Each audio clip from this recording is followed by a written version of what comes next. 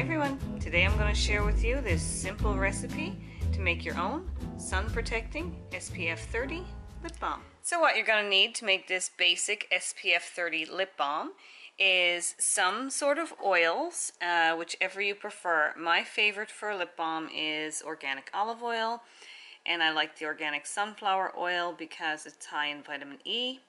But you can feel free to use coconut oil or whatever oils you like. You can even add in some special oils like raspberry seed, which has some extra SPF as well as moisturizing properties and protects against sun damage, or anything you like. But this is just going to be a basic SPF lip balm that I'm showing you how to make today.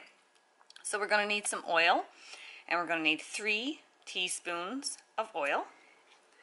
And we're going to need 1/2 teaspoon of grated beeswax, or you can get beeswax pastels. I like to use organic beeswax.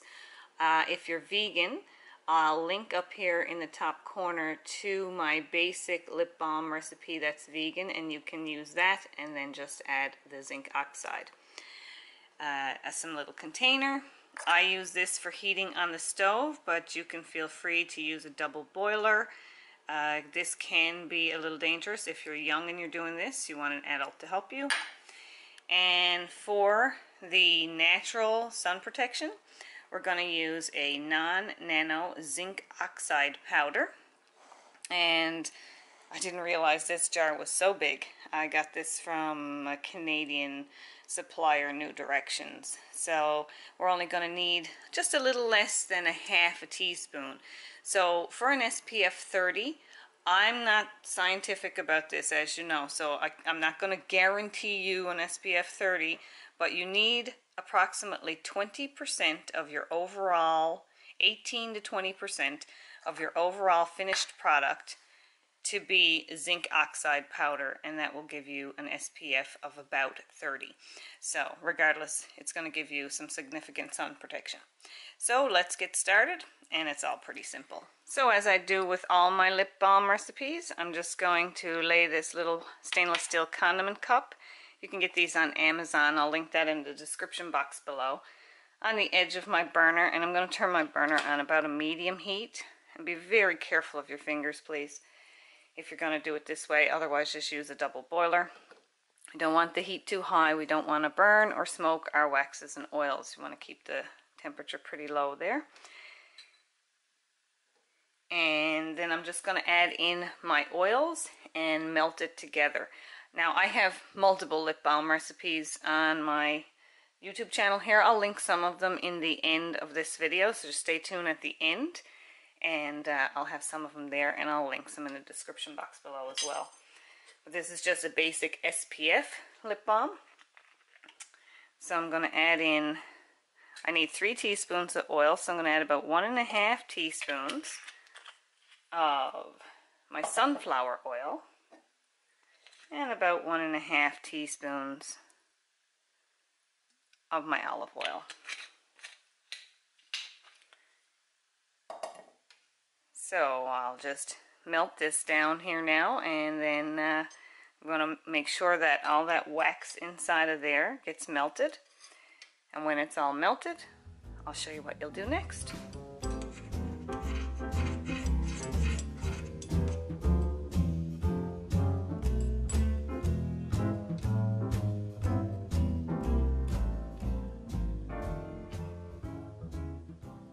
Okay, it looks like everything is melted there now, so we will turn off the heat, take it off the heat, and I have a silpat here that I'm going to lay it on, and then we'll mix in the rest.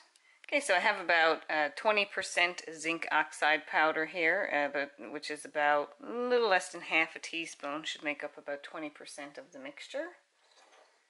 And this is really hot.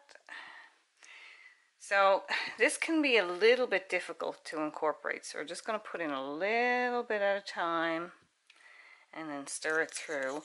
But yet we still want to be a little bit swift because we don't want this to start hardening. And we'll add in a little more. You may want to filter it a little. Sometimes it has a few lumps in it, but I don't mind. I'll just mix it in good.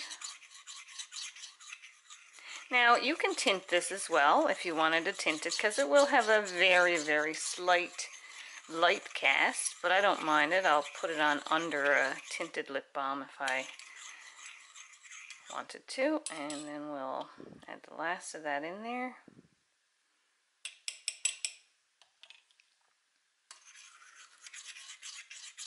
And give it a good stir. So that's it. We're just going to pour this into a jar. I may have made a little too much for this jar, we'll see.